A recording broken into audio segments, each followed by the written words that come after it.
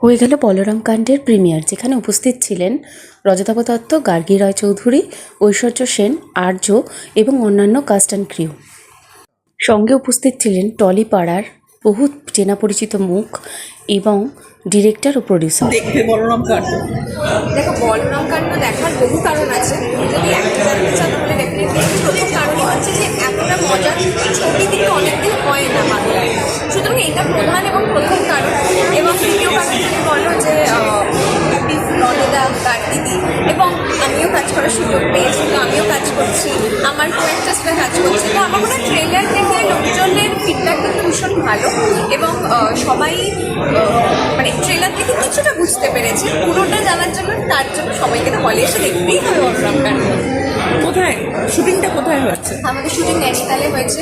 খুব মজা করে আমরা শুট করেছি, মানে ভয়ঙ্কর মজা যেটাকে বলে। এবং নৈনিতালের মতো জায়গায় শুট মানে বুঝতেই পারছো, মানে আমার মনে হয় না যে বাংলায় কখনো নৈনিতালে আগে কাজ হয়েছে সেভাবে।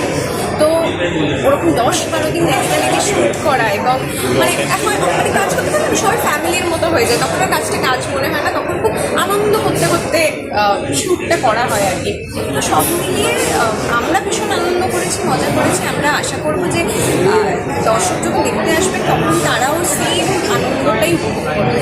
গান কটা আছে? গান কিন্তু না, সব বলবো না, সব ভেতরে গিয়ে দেখতে হবে। আমি একদম বলবো না। 2টো গান রিলিজ করেছে, আর কটা গান আছে, মানে চমক তো ডেফিনেটলি থাকবে। তার জন্য তো বলরামটা দেখতে হবে, সব বলে দেবো না আমি। Thank you. আচ্ছা, তুমি এত যে চরিত্র করেছো, এতদিন ধরে যে চরিত্র করেছো, এই চরিত্রটার মধ্যে কিছু ডিফারেন্স আছে কি? হ্যাঁ, মানে ভয়ঙ্কর একটা ডিফারেন্স হচ্ছে বয়স। কারণ মানে অবন্তী অনেকটা ছোট একটা মেয়ে, মানে আমার থেকে অনেক কম বয়সী একটা মেয়ে, এবং সে যেরকম ইম্পালসিভ একটা ডিসিশন নিয়েছে, মানে সেটা তোমরা ট্রেলারে অলরেডি দেখে নিয়েছো, সেটা নিশ্চয়ই ঐশ্বর্য কখনোই নেবে না হয়তো। কিন্তু মানে যখন আমি চরিত্রটা প্লে করছিলাম, এইগুলো তো মাথার মধ্যে ঘুরছিল যে কোথা থেকে এরকম ডিসিশন নেওয়া যায় বা কেন, এর পাস্টটা কী, এবং সবটাই আমরা সিনেমায় দেখতে পারবো যে মানে এটার কারণ কী। তো বেশ চ্যালেঞ্জিং এবং ইন্টারেস্টিং ছিল আমি বলবো। মানে খুব এক্সাইটেড আজকে এই রিলিজ নিয়ে। ভীষণ এক্সাইটেড। কেমন লাগছে বলো, এই যে প্রথম সিনেমা? আমি এক্সাইটমেন্টে আজকে কথা বলার অবস্থায় নেই, আমার রীতিমতো হাত পা কাঁপছে। Being a first commercial movie, আর এটা আমার প্রথম, যেহেতু সো এক্সাইটমেন্টের আমি মানে বলতে পারবো আমার রীতিমতো আই ফিল সোয়েট। সত্যি মহারথী বা আমার এটা ভাগ্য বলবো, বা আমার সবার বিশেষ ওয়েলউইশারদের জন্যেই। তো এই এক্সপিরিয়েন্সটা হয় না, প্রথম জিনিস সবসময় স্পেশাল হয়, তো প্রথম জিনিসটা সারা জীবন মনের মণিকোঠায় থাকবে। সো এটা খুব ফানি, খুব সুদিং একটা ক্যারেক্টার, যেটা আমি আমার উল্টো দিকে আমি রনিদাকে পেয়েছি। তো আই ফিল ব্লেসড যে রনিদার সাথে আমি কাজ করার সুযোগ পেয়েছি। আমাকে চরিত্রে যদি সিলেক্ট করা হয়েছে, আমার সৌভাগ্য। আর আমার যদি কাজের দক্ষতা থাকে তাহলে আগে অভিনয় ভালো হয়েছে। ছবিটা একটা কমেডি ছবি। আমি গার্গী অভিনয় করেছি, পাপিয়া আর জয়দীপ সেটা প্রডিউস করেছে, সপ্তস্বর ডিরেক্ট করেছে। পাপিয়া জয়দীপের এটা প্রথম ছবি বলেই আমি জানি বাংলায় প্রোডাকশন হিসেবে। আর সপ্তস্বর সাথে আমি ওর প্রথম ছবি করেছিলাম, ও তখন গ্র্যাজুয়েশন কমপ্লিট করেনি। এখন এর মধ্যে 5-6টা ছবি হয়েছে, কিন্তু নতুনদের সাথে কাজ করতে আমার সবসময় ভালোবাসে। গার্গীর সাথে বেশ অনেকদিন পরে ছবি, যদিও থিয়েটারে দীর্ঘদিনের বন্ধুও আমার, কিন্তু এর আগে আমি ওর সাথে কখনো কমেডি ছবিতে কাজ করিনি। এখানটায় আমরা সেপারেটেড হাজব্যান্ড অ্যান্ড ওয়াইফ। আমরা আমাদের মেয়ের বিয়ে ভাঙার প্রজেক্টে যাচ্ছি, কারণ আমাদের মনে হচ্ছে যে মেয়ে ভুল করছে। তাই এটা নিয়ে খুব সিরিয়াস একটা ছবিও করা যেত, কিন্তু এই ছবিটা করা হয়েছে মজার ছলে। একটা কমেডির মোড়কে অনেকগুলো দামি কথা বলা হবে আজকের দিন সম্বন্ধে, আজকের যুগ সম্বন্ধে, এবং পরস্পর এই যে দুটো জেনারেশনে দাঁড়িয়ে বিভিন্ন অভিযোগ থাকে, বিভিন্ন তার মাঝখানে ভালোবাসা অনুভব বা ব্রিজিংও থাকে, সেইগুলোর গল্প বলা হয়েছে বলরাম কাণ্ডতে। প্রত্যেকে ভালো লাগবে, একটা ফিল গুড ছবি, প্রত্যেকে কিছু প্রাপ্তি নিয়ে বাড়িয়ে। শুধু আমার ইন্টারভিউটা না নিয়ে দেখে যাও, দেখলে তবে বুঝতে পারবে ছবিটা কেন দর্শক পছন্দ করবে। আমি আর আমার ছবি সম্বন্ধে কী বলবো বলো? বলরাম কাণ্ডের প্রিমিয়ারে প্রচণ্ড ভালো লাগছে। এতদিন পর একটা কমেডি সিনেমা বাংলা ছবিতে রিলিজ করছে, সেই জায়গা থেকে প্রচণ্ড এক্সাইটেড আমি। আর প্লাস আমার 1 বছর বাদে আমার নিজের ব্যক্তিগত নিজের সিনেমা রিলিজ করছি, সেটার জন্য আরও ভালো লাগছে। আর দর্শকেরা আমাকে নতুন রূপে দেখতে পাবে এই সিনেমাতে। আমি সবসময় চাই যে দর্শকের কাছে আমি নতুনভাবে কাজ তুলে ধরতে পারি, তো সেই জায়গা থেকে এখানেও তাই হয়েছে। তো ভালো একটা চরিত্র দেখতে পাবে বলরাম কাণ্ডে। তো দেখা যাক, let's hope for the best. আমার মনে হয় কারবে, কারণ আমরা যেইভাবে শুটিং করেছি নৈনিতালে, মানে এরকম সিনেমার শুটিং আউটডোরে নৈনিতালের মতন জায়গায় মানে আমার মনে হয় না বাংলা ছবি করেছে। তো সেই জায়গা থেকে আউটপুটটা মানে আউটপুটটা খুব ভালো।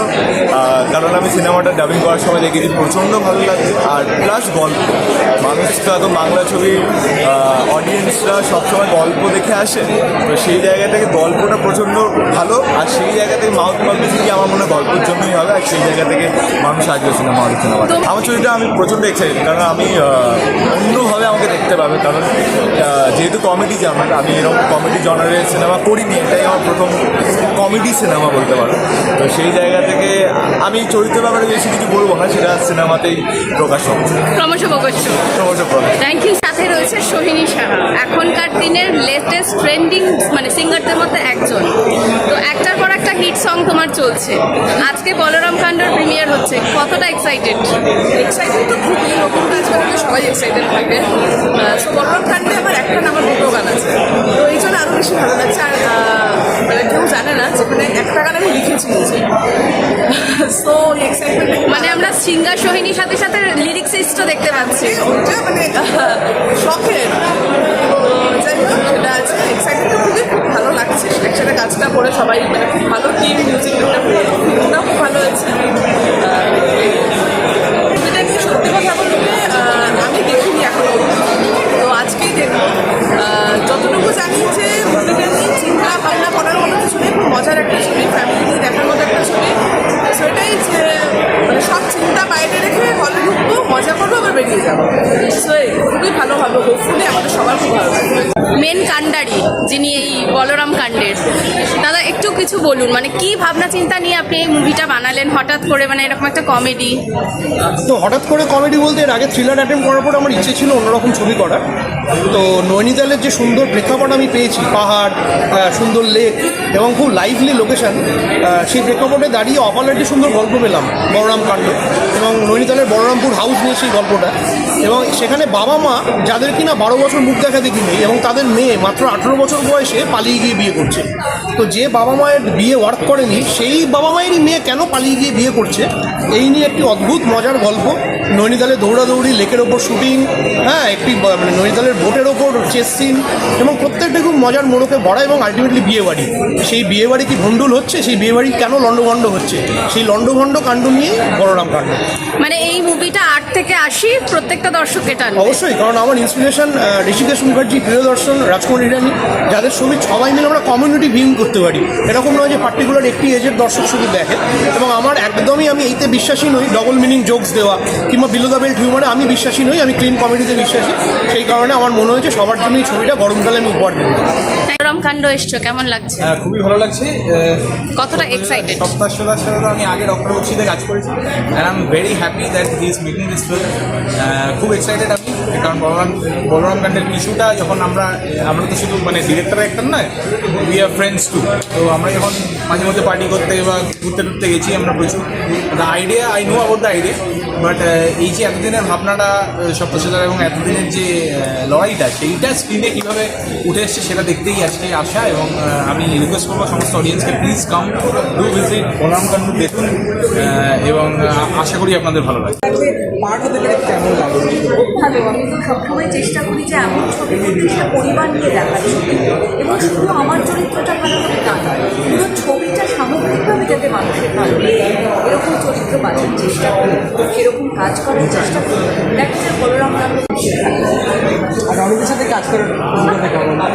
ও তো দারুণ অভিনেতা, এবং ওর সাথে কাজ করার আমার পেয়েছিল যে গোল দেবো না, গোলটা আগে বাঁচাবো। তো ভালো লেগেছে।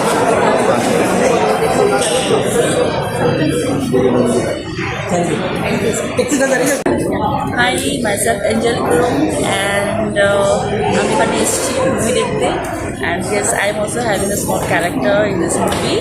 I'm like actor as well, and I really enjoyed the movie.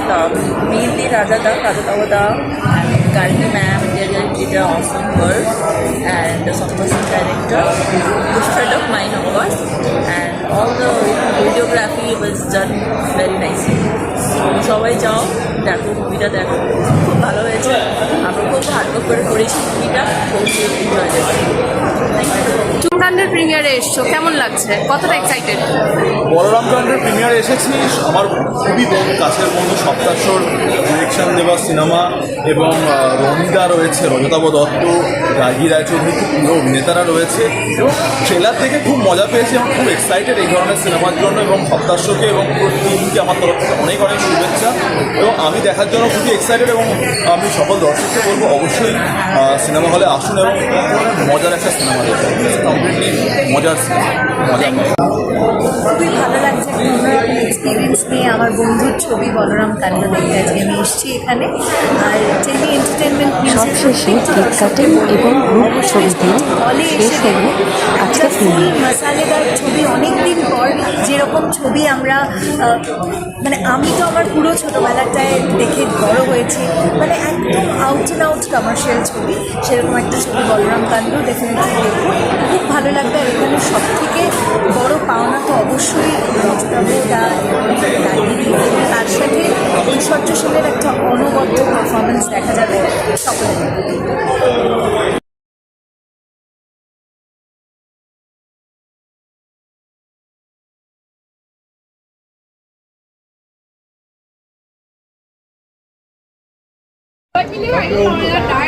এবার বললাম এ বাদ গেল বাবা, এর বেশি আর নেই আর বাবা। ওই একটা ফোটা দিয়েছি, টিস্যু ধর, টিস্যু টিস্যু দে।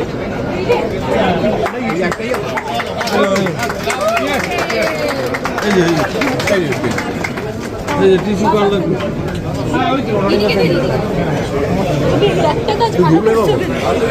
আমি সব কাজ ভালো।